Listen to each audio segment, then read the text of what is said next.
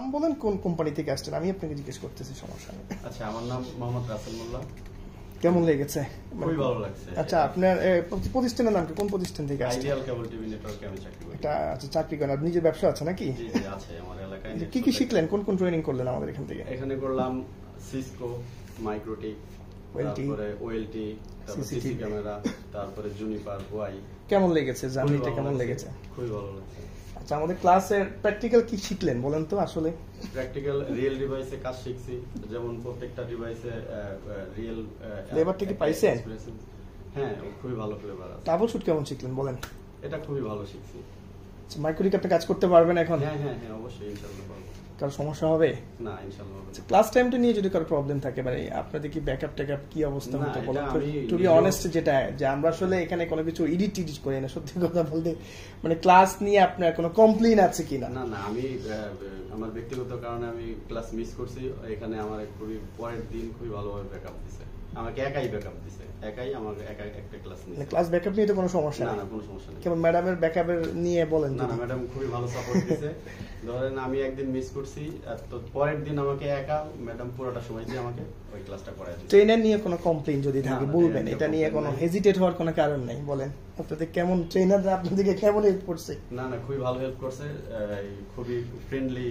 এমনি আপনাদের আইএসপির মালিকরা তো আসলে অনেকে বলে যে আসলে পারবে না, আপনি কি মনে করেন যে আমরা তো নন টেকনিক্যাল পারসন, যে ওরা বলে যে আমাদেরকে আসলে ওভাবে ধরে ধরে শেখাবে কিনা, এটা আপনি কি বলেন? আমি তো টেকনিক্যাল পারসন না, আমার এডুকেশনও খুব হাই লেভেল না, আমি যেহেতু পারছি ইনশাআল্লাহ সবাই পারবে। মানে আইএসপির মালিকদের কি টেনশন করার কোনো দরকার আছে? যারা এখানে কোর্স করার পরে সে তার ব্যবসা প্রতিষ্ঠান খুব ভালোভাবে, আর তো আলাদা করে কোনো কিছু শেখার দরকার নেই। আচ্ছা, আলাদা করে আর কিছু শেখার দরকার নেই। জুনিফার কেমন শিখলেন? ল্যাব বেস শিখছেন নাকি সবই থিওরি শিখছেন বলেন? না, ল্যাব বেস। সব কি ল্যাব? থিওরি কেমন ছিল?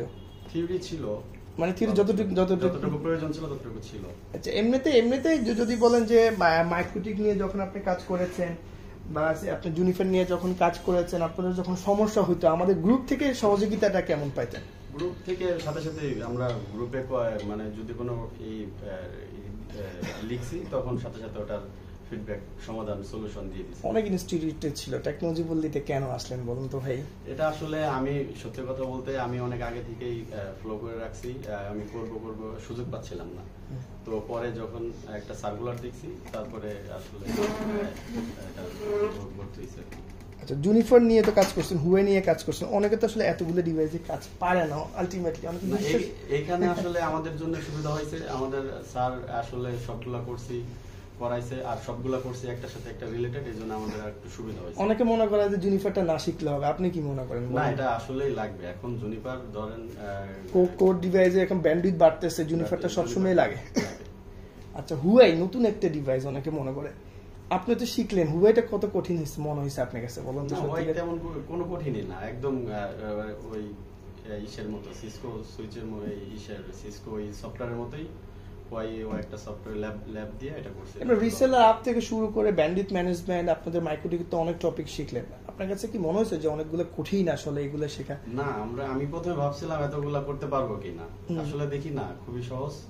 আচ্ছা, অনেকে তো মনে করে যে আমার এই কোর্সগুলো না করলে মনে হয় শুধু মাইক্রোটিক করলে আমি সব শিখে যাবো, এটা কতটুকু সত্যি কথা? না, এটা আসলে একটার সাথে একটা রিলেটেড, এটা একটা বাদ দিয়ে একটা করলে আসলে খুব ভালো একটা ফল পাওয়া যাবে না। আচ্ছা, আইএসপি মালিকরা তো বলে সিস্টেম অ্যাডমিনের উপর দিয়ে আমি পুরো কোম্পানি চালাই দিব, আমি নিজে কিছু শিখবো না, এটা কতটুকু সত্যি কথা বলেন? এটা আসলে আরেকজনের উপর ডিপেন্ডেন্সি থাকাটা যে কোনো মুহূর্তে একটা হুমকি ব্যবসার জন্য। তো নিজের শেখাটাই হচ্ছে, সে নিজে কাজ না করুক কিন্তু তার শিখে রাখাটা ভালো। কেউ যদি আসতে চায়, আপনি সত্যি করে মানে আপনারা তো অনেকদিন আমাদের সাথে ছিলেন, অনেকে শিখছে, অনেকের জবও হয়েছে মাশাআল্লাহ, আপনারা ছাড়া তো অনেক এটা কেমন ফ্যাসিলিটিস মনে হয়েছে বলেন?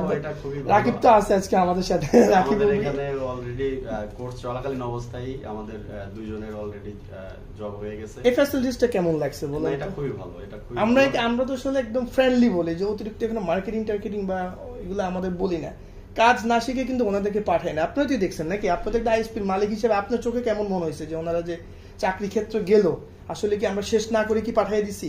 না না, কোর্স শেষ হইলো, তারপরে এরা জয়েন করলো, আলহামদুলিল্লাহ। তো যাক, তো সর্বোপরি আপনার লাস্ট কি বলবেন?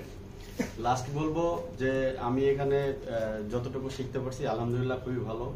আপনারা যদি আসতে চান এখানে অবশ্যই ভালো কিছু শিখতে পারবেন। মানে আরেকটা কথা, কোর্স ফির একটা ব্যাপার, আসলে কোর্স ফি অনেক টাকা রাখা হয়েছে আপনার কাছে।